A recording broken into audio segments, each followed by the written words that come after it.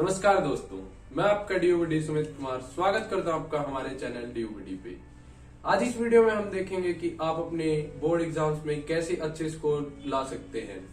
मैं आपको ये तो नहीं बोल रहा कि आप अपना बोर्ड टॉप कर दोगे या स्टेट टॉप कर दोगे, लेकिन मेरे एक्सपीरियंस के अकॉर्डिंग और जो मैंने खुद फेस किया था 12th में और बाकी जो मेरे फ्रेंड्स हैं वो सब मतलब ओवर 90 प्लस मार्क्स के हैं, क्योंकि मेरा एडमिशन दिल्ली यूनिवर्सिटी के नॉर्थ कैंपस के रामजस कॉलेज में हो रखा है।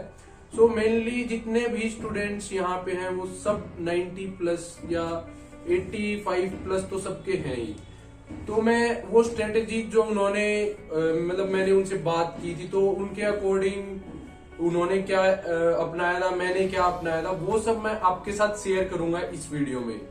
सो here we start. First, planning. यार मतलब 12th में जब स्टूडेंट होते हैं तो उनके मन में डाउट होती है कि मैं अपने कॉम्पिटिटिव एग्जाम पे ध्यान दूं या बोर्ड एग्जाम पे ध्यान दूं। सो पहले आपको एक ये डिसीजन लेना पड़ेगा कि हाँ अब मैं 2 महीने अपने बोर्ड एग्जाम्स पे ध्यान दे रहा हूँ, अगर आपको अच्छे मार्क्स चाहिए। अगर आपको बोर्ड एग्जाम के मार्क्स से फर्क नहीं पड़ता तो आप अपने कॉम्पिटिटिव एग्जाम की तरफ फोकस कर सकते हैं। सो ये था प्लानिंग में सेकेंड पॉइंट है कि हाँ मेरे ये सब्जेक्ट स्ट्रॉन्ग है, ये सब्जेक्ट वीक है।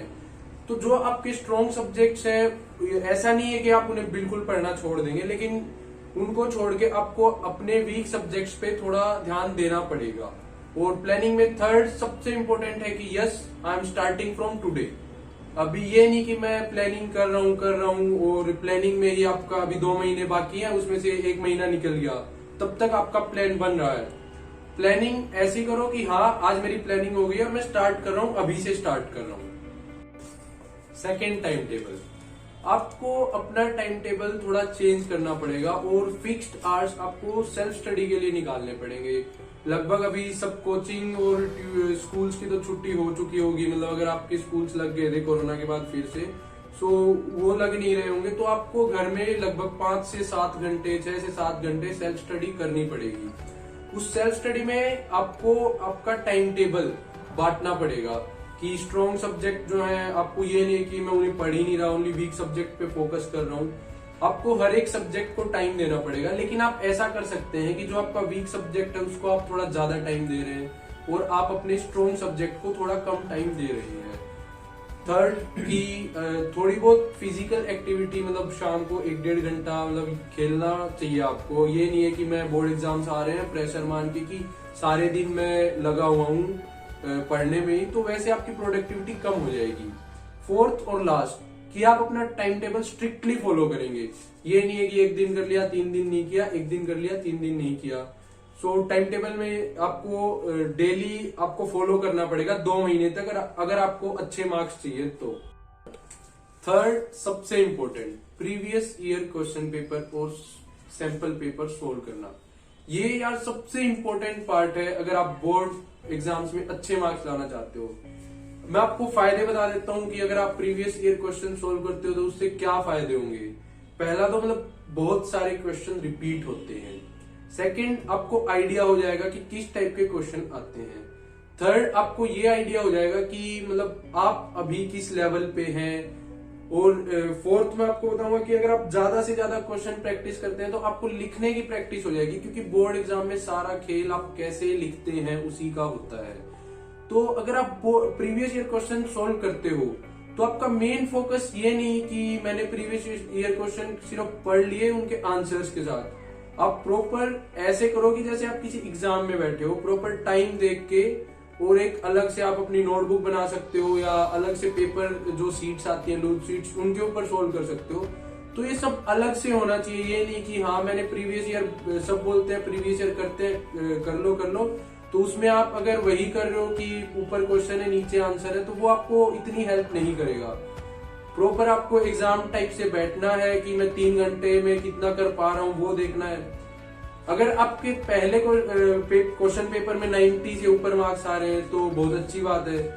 अगर नहीं आ रहे तो आप दूसरा करो, तीसरा करो। अगर हर पेपर में आप देखना कि आपके 5 से 7 मार्क्स बढ़ेंगे और आपके प्रेजेंटेशन का तरीका भी बढ़ेगा, और इससे आपके माइंड में भी एक इमेज बन जाएगी कि यार मैं पहले छोटे क्वेश्चन सोल्व करूंगा, बड़े क्वेश्चन सोल्व करूंगा। मतलब अकॉर्डिंग टू दैट आप सोच पाएंगे कि मुझे एग्जाम में कैसे अटेम्प्ट करना है, कहाँ से स्टार्ट करना है, कहाँ एंड करना है। अगर आप प्रैक्टिस नहीं करोगे तो आपको यही नहीं पता होगा कि एग्जाम में मैं कहाँ स्टार्ट करूं, कहाँ एंड करूं, तो आपका पेपर छूट जाएगा। फोर्थ यार, फोकस ऑन एनसीईआरटी। मतलब हमें क्या होता है कि बहुत सारी रेफरेंस बुक्स होती हैं कि हम उन्हीं में घुसे रहते हैं। वो अच्छी है बुक्स, कोई दिक्कत नहीं है, कॉन्सेप्ट क्लियर के लिए अच्छी है। अगर आप कॉम्पिटिटिव एग्जाम की तैयारी कर रहे हैं उसके लिए बहुत अच्छी बुक्स है। लेकिन अगर आप अभी मतलब लास्ट में है, 2 महीने बचे हैं और आपको बोर्ड एग्जाम्स में अच्छे मार्क्स स्कोर करने हैं, तो हमें खाली एनसीईआरटी पे फोकस करना पड़ेगा। उस पे फोकस करो, सेल्फ स्टडी करो एनसीईआरटी के बुक्स की, और प्रीवियस ईयर क्वेश्चंस तो मैंने पहले कवर कर दिए थे। फिफ्थ पॉइंट है कि जो लॉन्ग आंसर्स है उनकी लिख के प्रैक्टिस करें हम। मतलब ये नहीं कि जस्ट रीड कर लिया, हाँ मुझे याद हो गया, लेकिन जितना हम लिख सकते हैं हमें लिख के प्रैक्टिस करनी चाहिए उनकी। और इसी पॉइंट में मैं इंक्लूड करूंगा कि प्रैक्टिस ऑफ डायग्राम्स की डेली ऐसा हो कि हम 2-3 दिन में एक डायग्राम की अच्छे से प्रैक्टिस कर लें, तो वो फिर बोर्ड एग्जाम के आपको प्रेजेंटेशन में हेल्प करेंगे कि गंदा सा नहीं बनेगा। बार बार लिख के रब कर रहे हैं तो वो सीट की क्वालिटी खराब होती है उससे। तो आप इसे डायग्राम्स को भी इंक्लूड कर लें कि आप कोई क्वेश्चन कर रहे हैं तो हम छोड़ देते हैं, चलिए डायग्राम तो हो जाएगा, लेकिन उसको भी आप पूरा उसमें इंक्लूड करें। एट लास्ट मैं कुछ मिसलिनियस पॉइंट्स को कवर करूंगा, मतलब कि 2-4 पॉइंट्स है जिन बातों का आपको ध्यान रखना है। पहला तो ये है कि जो सोशल मीडिया है, फोन से दूर रह पाना तो पॉसिबल नहीं है यार, प्रैक्टिकल बातें ही करेंगे, क्योंकि फोन में आपको क्वेश्चंस देखने पड़ सकते हैं, आंसर्स देखने पड़ सकते हैं। लेकिन हम सोशल मीडिया से दूर रह सकते हैं इन 2 महीने में। हम अपना इंस्टाग्राम अनइंस्टॉल कर सकते हैं, जो बाकी नोटिफिकेशन है उनको हम ऑफ कर सकते हैं सेटिंग्स में जाके। सेकेंड है कि इंग्लिश जो है काफी लोग ध्यान नहीं देते इस पे कि ठीक है हो जाएगा, इस टाइप से एटीट्यूड रहता है। लेकिन आप पीसीएम में अच्छा स्कोर कर लेंगे या आपके बाकी मेन सब्जेक्ट्स हैं उनमें अच्छा स्कोर कर लेते हैं, लेकिन जो लैंग्वेज सब्जेक्ट होते हैं ना उस पे हम ध्यान नहीं देते, तो उस पे भी हमें थोड़ा डेली ध्यान देना पड़ेगा। अगर नोवेल है तो उसको आप समरी को थोड़ा रीड कर लो, 2-3 बार रीड कर लो एग्जाम तक, आपके पक्का अच्छे मार्क्स आएंगे इंग्लिश या हिंदी में। लास्ट पॉइंट है कि जो याद करने का काम है ना उसको हम ट्राई करें कि वो हम सुबह कवर करें, क्योंकि सुबह थोड़ा अच्छे से याद होता है। बाकी मैथमेटिक्स वगैरह तो ऐसे सब्जेक्ट है कि वो दिन में भी, मतलब हो तो कोई भी सब्जेक्ट सकते हैं, लेकिन ज्यादा याद हमें सुबह होता है, तो हम कोशिश करेंगे हम सुबह याद कर रहे हैं। बाकी अगर आपको कोई भी दिक्कत आ रही है अपने बोर्ड एग्जाम्स की तैयारी करने में या कुछ और आपको किसी भी टाइप की हेल्प चाहिए, तो आप मैंने लिंक, इंस्टाग्राम की लिंक डिस्क्रिप्शन में दे दी है, आप मुझे वहां मैसेज कर सकते हैं। मैं आपको अगर पर्सनली भी हेल्प कर सकता हूं अगर आपको कोई दिक्कत आ रही है तो। धन्यवाद।